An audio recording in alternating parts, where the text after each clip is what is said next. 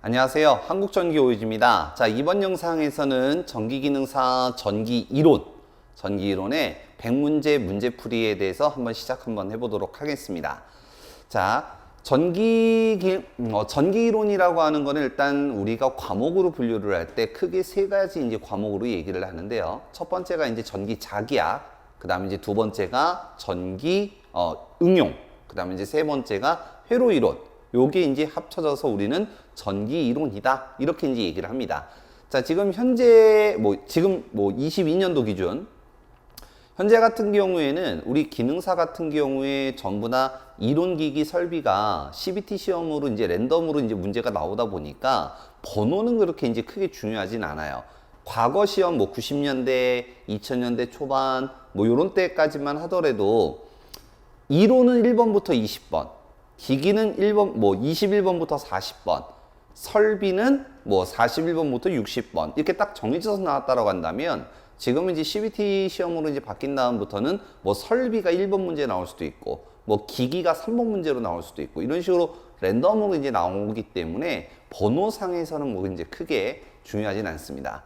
다만 이 계산하는 쪽이 이제 전기이론 관련된 문제들이 많다 보니까 많은 분들이 좀 어려워하시기 때문에 좀 그나마 참고하시라고, 최소한 시험을 준비하시는 분들이라면 이 정도는 그래도 알고 시험은 이제 봐야 된다.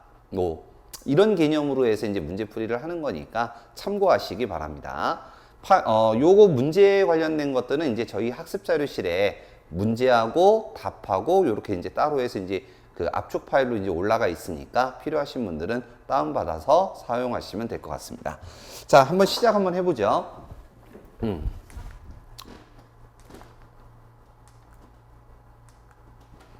자, 1번.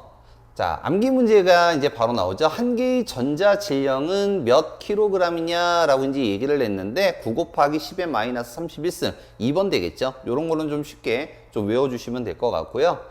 자, 2번. 어떤 도체의 단면은 30분 동안 5,400쿨롱의 전기량이 이동했다고 하면 전류의 크기는 몇 암페어냐 라고 했는데, 자, 우리 그 자격증을 공부를 하시는데 나는 공식도 열심히 외웠고 그 다음에 문제도 많이 풀어봤는데 실제로 문제 해설 이렇게 가리고 문제를 풀면 못 풀겠어요 라고 하시는 분들, 자, 가슴에 손을 얹고 한번 잘 생각을 해보세요. 정말 식을 외운 게 맞는지. 자, 계산 문제를 어려워하시는 분들의 공통점이 좀 있어요. 그래서 그분들의 특징을 보면 그냥 식 자체는 알아요. 그냥 식 자체는 아는데 지금처럼 이렇게 이제 말로 되어 있잖아요, 우리 문제는. 그러면 뭐가 뭔지 모르겠대요. 해설 보면 또 알겠대. 여러분들이 계산 잘 못하시는 분들은 제일 먼저 해야 되는 게 뭐냐면 공식을 외우는 게 아니고요. 지금 여기 보시면 30분이라고 되어 있죠. 그럼 요거는 시간이죠, 시간. 그 다음에 5,400쿨롱, 단위가 쿨롱이에요. 이게 중요한 거죠, 이거. 쿨롱이라고 했으니까 얘는 뭐예요? Q를 얘기하는 거고, 전류를 마지막에 물어봤으니까 I를 물어본 거예요. 이런 걸 써야 돼요. 단위가 있으면 그 위에 기호들을 표시할 줄 알아야 됩니다. 그러면 QIT 요렇게 이제 있으니까 이 식이었던 것 같아 라고 떠오르는 거예요. 그러니까 이런 연습을 충분히 하셔야 돼요.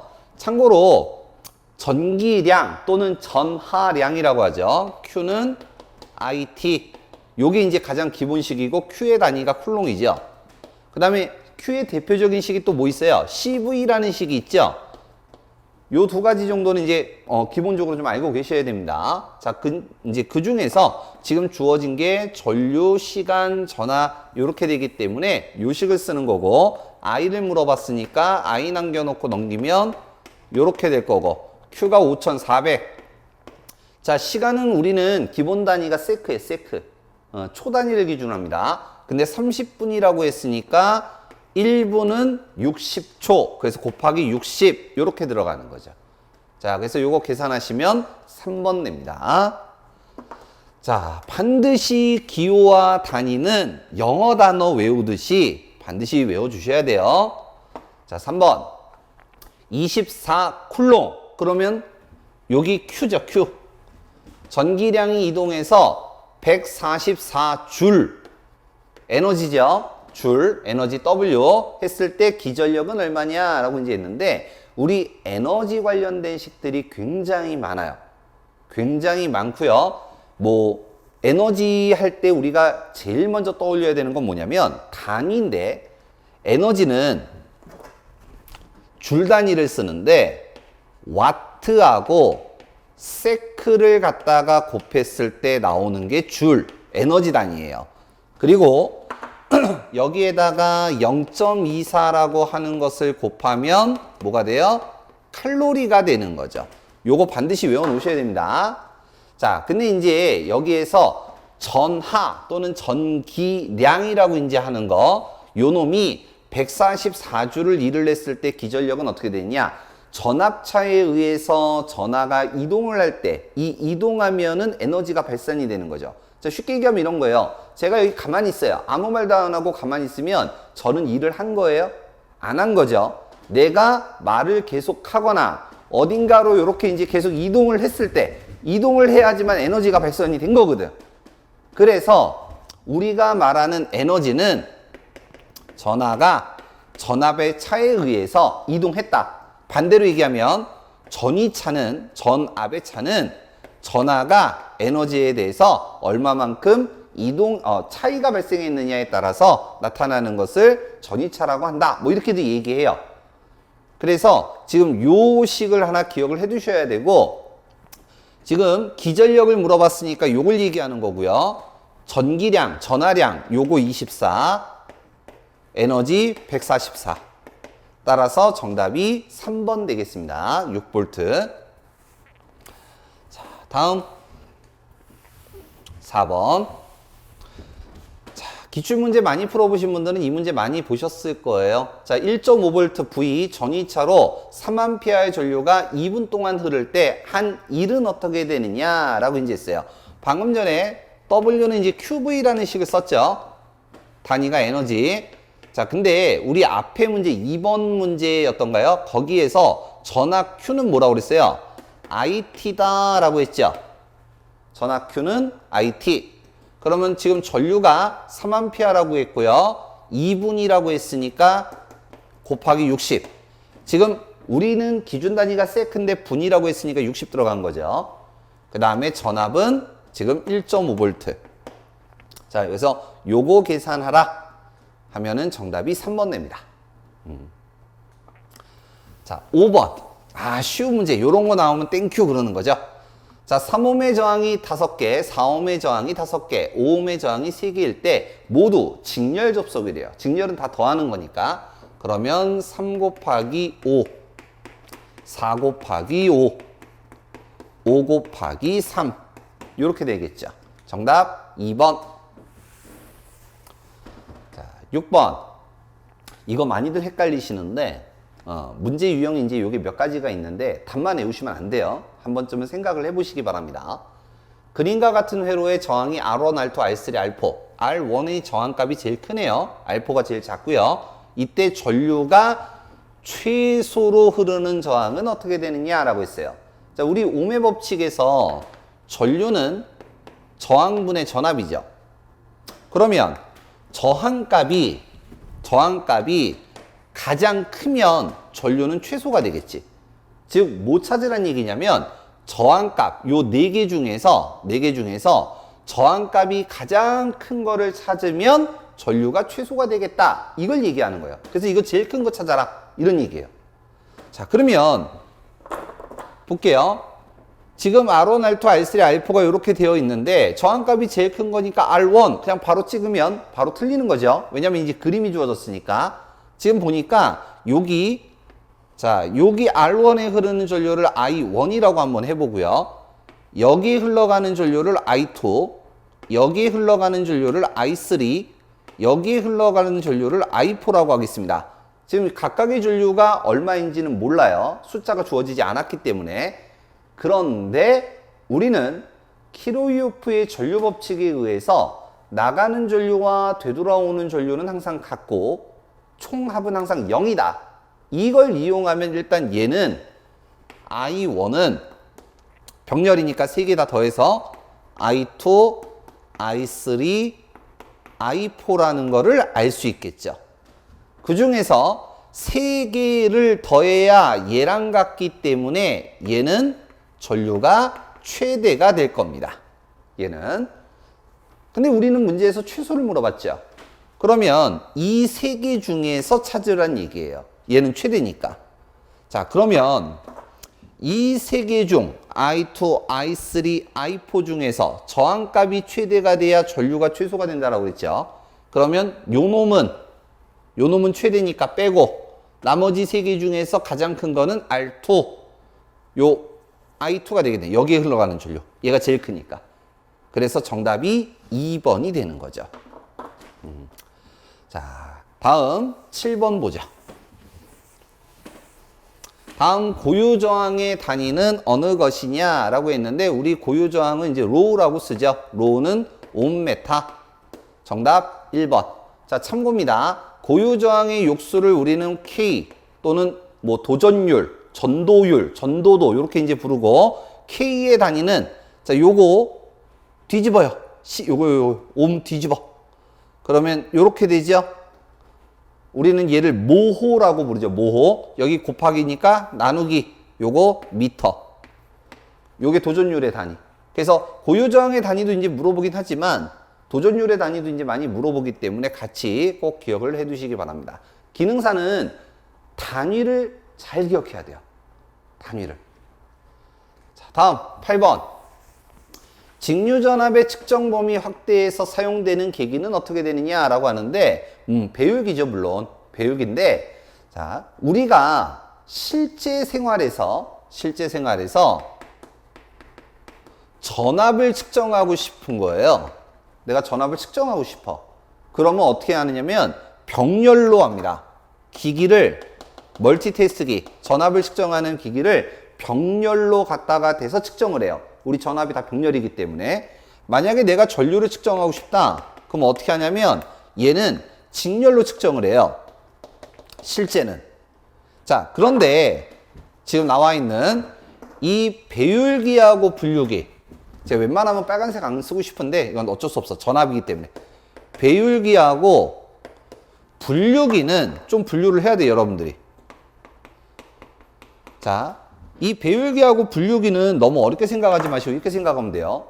자, 내가 전압을 측정하려고는 하는데 얘가 고압이에요. 높은 전압이야. 근데 내가 측정하는 기기는 저압을 측정할 수 있어요. 그러면 내가 저압계 따로 갖고 있고 뭐 고압계 따로 있고 요 정도 전압은 요 기기 쓰고 요 정도 전압은 이 기기 쓰고 하면 귀찮잖아요. 하나 가지고 다 쓰면 좋겠는데. 그래서 이 높은 전압을 이 낮은 전압의 기기를 가지고 측정하기 위해서 저항을 연결을 해요. 이 저항을 갖다 연결을 해서 얘를 측정 범위까지 떨어뜨리는 거야. 측정 범위까지 떨어뜨려서 요 높은 전압을 측정하는 거죠. 기기 안 터지게.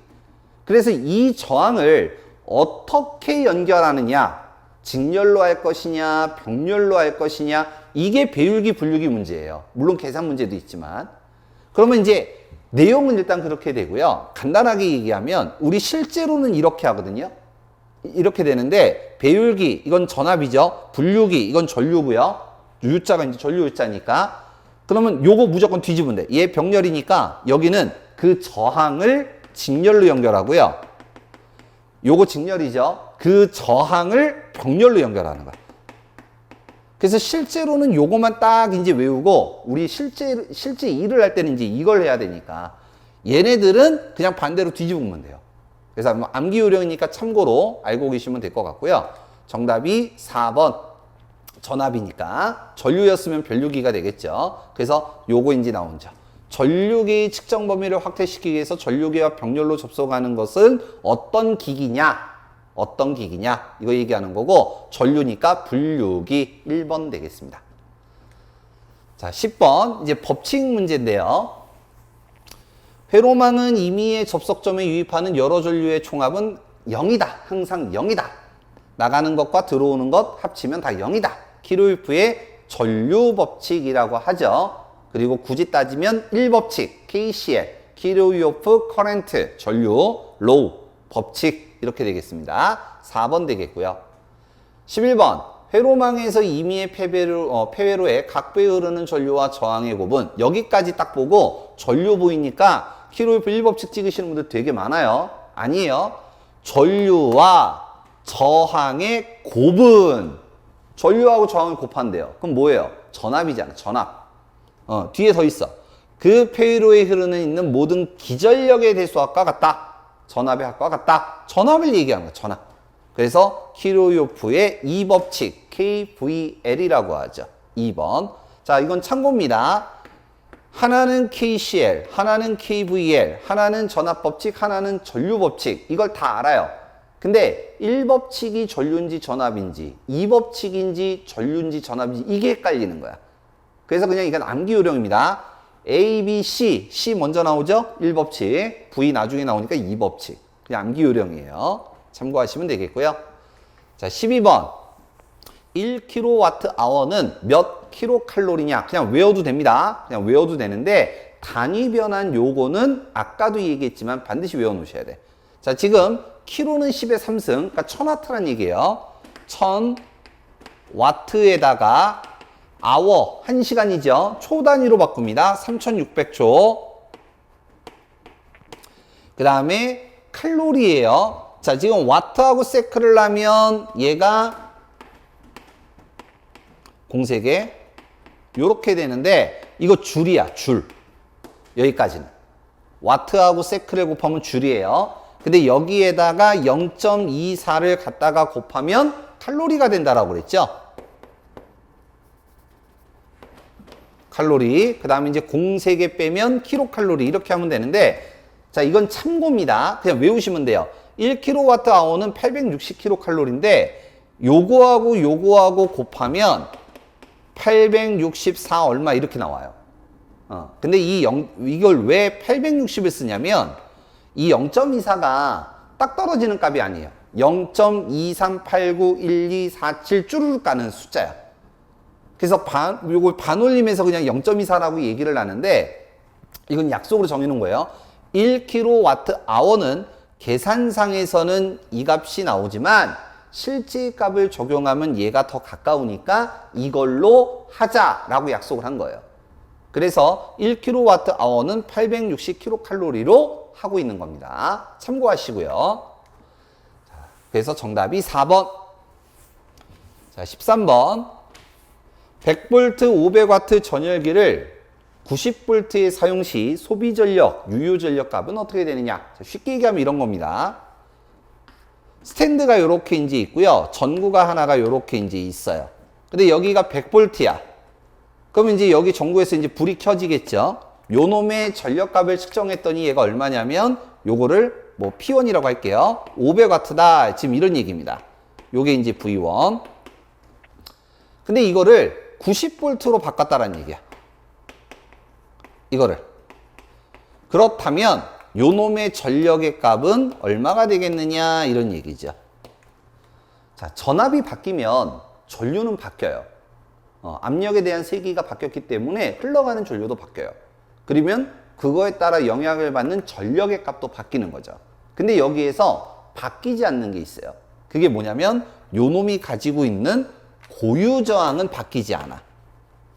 고유 저항. 그래서 전압이 바뀌더라도 고유 저항은 바뀌지 않기 때문에 얘를 이용을 해서 요 놈의 전력값을 구합니다. 우리 전력식 중에서 P는 VI 옴의 법칙 이용해서 바꾸면 I 제곱 R 줄의 법칙이라고도 하죠. 그 다음에 R분의 V 제곱 그 중에서 요식 있잖아요.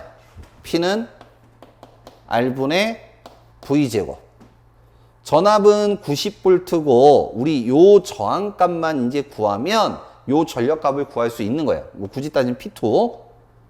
그래서 이 저항값을 구하기 위해서 원래 값, 요 두 개를 이용하는 거지. 자, P는 R분의 V제곱에서 자리 바꿉니다. R은 P분의 V의 제곱. P의 값이 지금 500이고요. 전압이 지금 100의 제곱이에요. 그러면 요거 약분하면 20옴 정도 나오나요? 그래서 요 놈의 저항값을 여기에다가 이제 집어넣는 거죠. 따라서 20에 90의 제곱. 그러면 99, 81이고 2로 딱 나누게 되면 약 405V 정도가 됩니다. 5W, 405W 정도가 돼요. 그래서 이 문제도 간간히 이제 출제되는 문제이기 때문에 좀 형태를 좀 기억해 두시는 게 좋아요. 100에서 몇 와트로 했는데 몇 볼트로 바꾸면 몇 와트가 되겠냐. 형태를 좀 기억하시면 되고, 요거를 갖다가 요렇게 이제 나눠서, 아, 이런 문제 나오면 무조건 P는 R분의 V제곱 쓴다라는 거를 기억해 두시면 공부하시는데 조금 더 도움이 되실 거예요. 자, 그래서 13번 문제 봤고요. 자, 다음. 이제 용어 문제 또 나왔네요. 전기분해에 의해서, 전기분해 나오면 더 이상 읽을 것도 없죠? 패러데이 법칙이죠? 자, 근데 이제 내용적인 거는 한번 읽어보시고, 정답이 4번. 줄의 법칙은 전류가 흘렀을 때 열이 발생된다 그러면 줄의 법칙이고, 플레밍은 오른손하고 왼손이 있죠? 발전기, 전동기 가지고 얘기하는 거. 키로일프 법칙은 전류 법칙과 전압 법칙을 얘기하죠. 자, 그래서 4번. 15번. 화학당량은 어떤 값이냐? 원자량과 원자가를 나눈 것을 화학당량이라고 이제 부르죠. 그래서 정답이 1번 되겠고요. 자, 16번. 기전력이 1.5V, 내부 저항이 0.15인 전지 10개를, 자, 전지 나오면 제일 먼저 떠올려야 되는 게 뭐냐? 이거예요. 건전지. 건전지에 이제 내부 저항이 이제 요렇게 이제 있고, 요 놈이 이제 선이 요렇게 이제 있는 거죠. 이거를 회로도로 바꾸면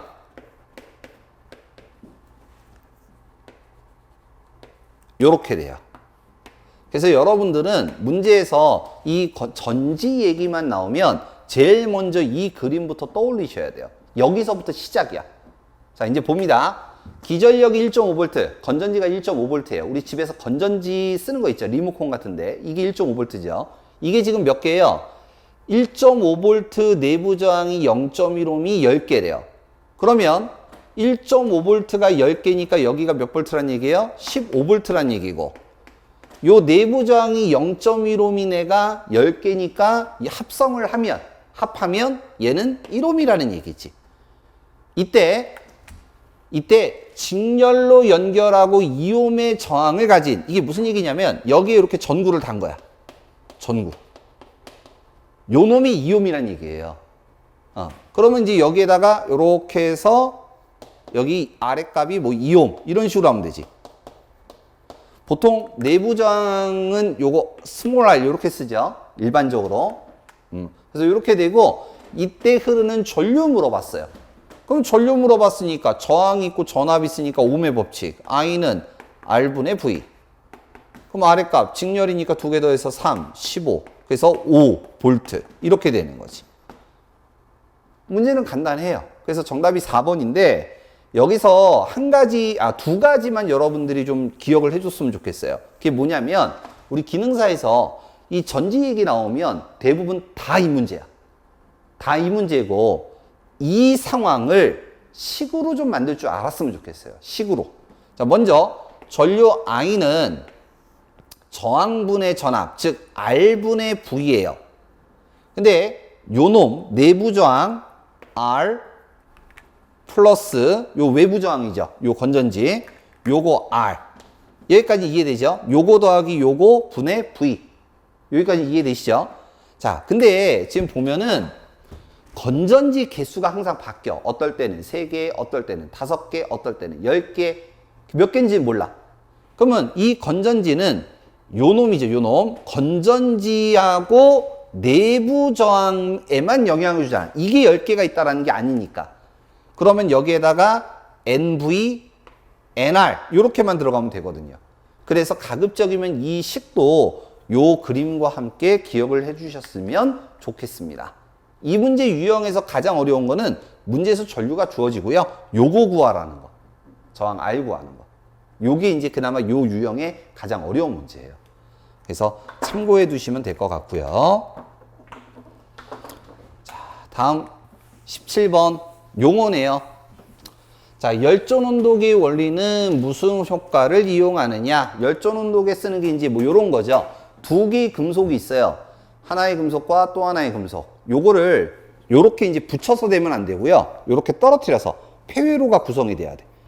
그래서 두 접점 간의 온도 차를 이용해서 기전력이 발생되는 거를 이제 우리가 제어백 또는 지백 또는 제백 이렇게 이제 나오는데, 그래서 3번이 되는데 거기에다가 온도를 측정할 수 있게 온도계를 갖다가 대는 거예요. 그래서 이제 그거 물어보는 건데 정답이 3번이 되겠고요. 자, 18번. 두 접속점의 온도차를 주면 열 기전력이 생기는 현상을 뭐라고 하느냐? 요게 이제 제어백, 지백, 제백 이렇게 이제 나오죠. 1번. 자, 19번. 자, 비슷한데요. 두 종류의 금속 접합부에 전류를 흘리면 전류의 방향에 따라 줄열 위에 열의 흡수 또는 발생 현상이 생긴다. 이러한 현상을 뭐라고 하느냐? 흡수 또는 발생. 열을 흡수하면 여기는 온도가 떨어지고 여기는 열을 내보내면 여기 온도가 증가하고 요걸 얘기하는 거예요. 이걸 얘기한 거를 펠티어 효과라고 얘기합니다. 그리고 이걸 이용해서 만든 게 전자냉동이에요. 전자냉동. 그래서 요거 한 문제 꼭 같이 제어백하고 비교해서 봐두시기 바랍니다. 자, 20번. 이건 뭐 기기 문제로도 이제 출제해야 되죠. 반도체로 만든 PN 접합은 무슨 작용을 하느냐라고 이제 얘기를 했는데 정류작용이죠. 가장 대표적인 소자가 SCR이고요. 3번 되겠고요. 자, 일단 요거 20번까지 한번 봤고요. 좀 쉬었다가가 아니죠. 다음 영상으로 계속 이어서 한번 보도록 하겠습니다. 자, 그럼 일단 여기까지 하고 다음 시간에 뵙도록 하겠습니다. 수고하셨습니다.